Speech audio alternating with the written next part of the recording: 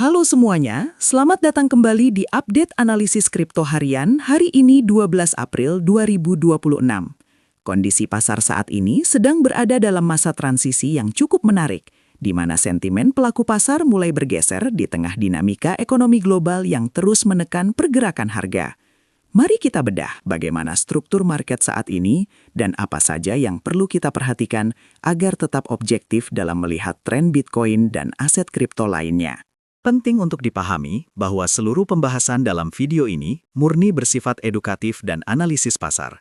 Kami tidak memberikan saran transaksi atau ajakan untuk membeli maupun menjual aset apapun. Keputusan investasi ada di tangan Anda, jadi pastikan untuk selalu melakukan riset mandiri sebelum mengambil langkah. Kita lihat kalender ekonomi beberapa hari ke belakang, yang sangat padat.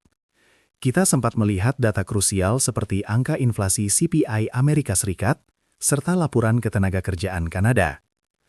Adanya inflasi yang masih persisten, serta rilis data GDP terakhir, cukup mencuri perhatian pelaku pasar, karena data ini menjadi acuan utama bank sentral dalam menentukan arah kebijakan moneter ke depan.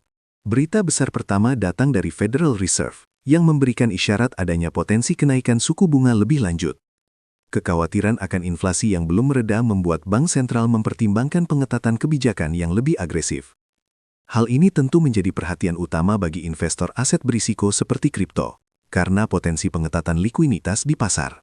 Selain dari Amerika, Bank Sentral Eropa juga telah menaikkan suku bunga acuan sebesar 0,25% sebagai respons atas panasnya harga kebutuhan pokok di zona euro. Aksi ini secara langsung mempengaruhi kondisi likuiditas global yang secara tidak langsung menciptakan tekanan pada aset kripto karena investor cenderung mencari keamanan saat ketidakpastian kebijakan moneter meningkat. Terakhir, data ketenagakerjaan Amerika Serikat menunjukkan pertumbuhan yang sangat kuat, jauh di atas ekspektasi analis. Angka pengangguran yang tetap rendah semakin menguatkan argumen bahwa ekonomi masih sangat panas.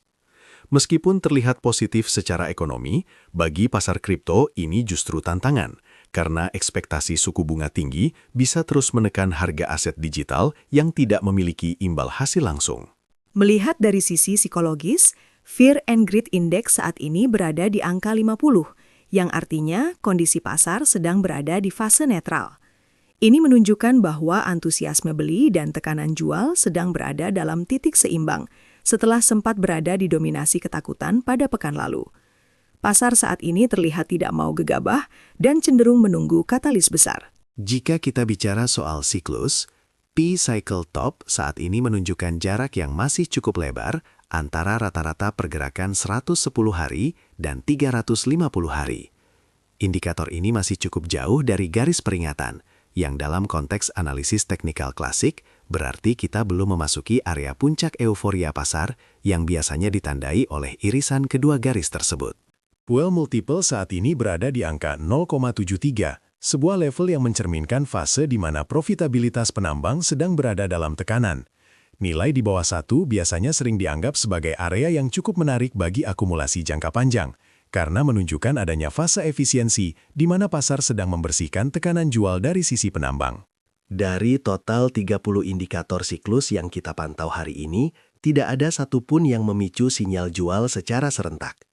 Indikator seperti MVRV Z-Score, Net Unrealized PNL, hingga Bitcoin Rainbow Chart semuanya masih berada di posisi yang cukup tenang, menunjukkan bahwa struktur pasar secara makro belum mencapai titik jenuh yang berlebihan.